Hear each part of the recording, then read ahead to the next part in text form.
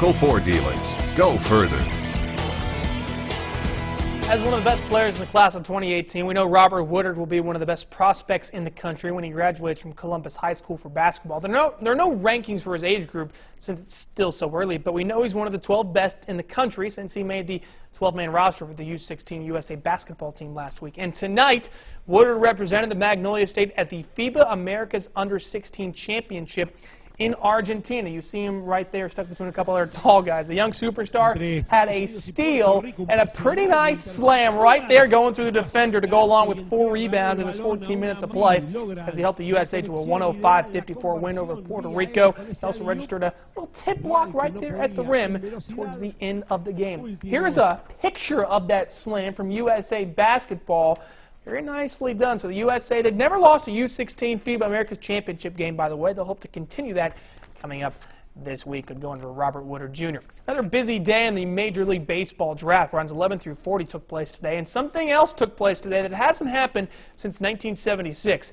No current MSU baseball player was selected in 1,215 picks of the draft. But bright side of things, MSU did have 6 signees drafted throughout the 40 rounds. About half of those more than likely will be coming to campus to play for John Cohen. Here's some of the notable selections from today. Sykes Orvis will be going to the south side of Chicago, playing for the White Sox. Dalton Doolin, Melvin Rodriguez, Cody Carroll were also taken. Brady Bramlett's got a pretty big decision along with Christian Trent whether or not to go to their pro teams they were drafted by. Ferris Trophy winner was drafted by the Rockies and James McMahon. And Jamar Smith couldn't play football at MSU, more than likely be going the baseball route.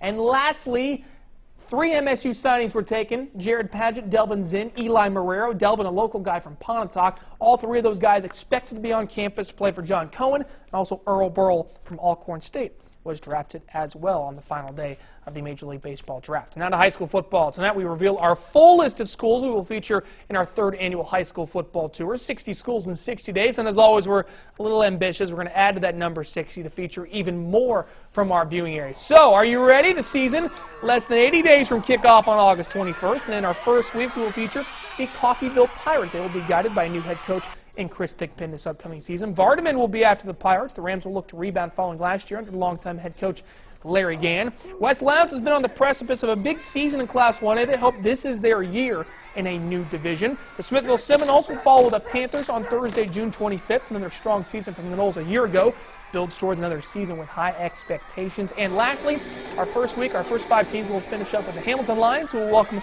a new head coach in Josh Beatty for this season.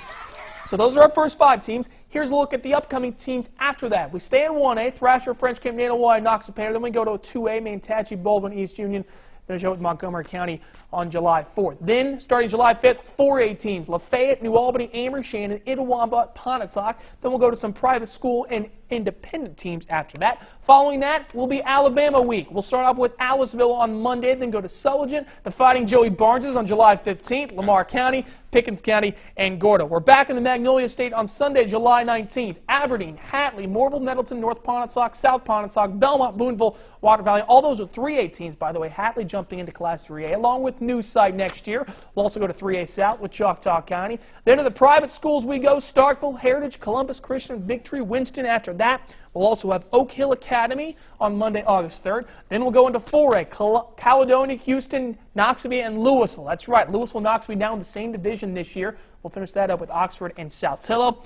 And then after that, Region 4 2A, the SEC West of high school football. City, East Webster, Bruce, Eupora, Okolona, Winona was added this year. And we'll finish it up with the big boys, New Hope, Tupelo, West Point, Starkville, and Columbus. The full schedule, if you missed any of that, is online on our website at WCBI.com. Or if you want a more detailed look, take a look at our Twitter and Facebook pages. We'll run down the entire list there. So we are all set, ready to go for the high school football tour for 2015. You're about to get busy, and you have to get up early for that. I got to get up at 7 a.m. tomorrow morning. Oh, yeah. So I'm taking my first school, Smithville, tomorrow morning, getting excited to get going for the high school football season. We're ready to talk a little football. All right, good deal. Thanks, Robby. We'll be right back.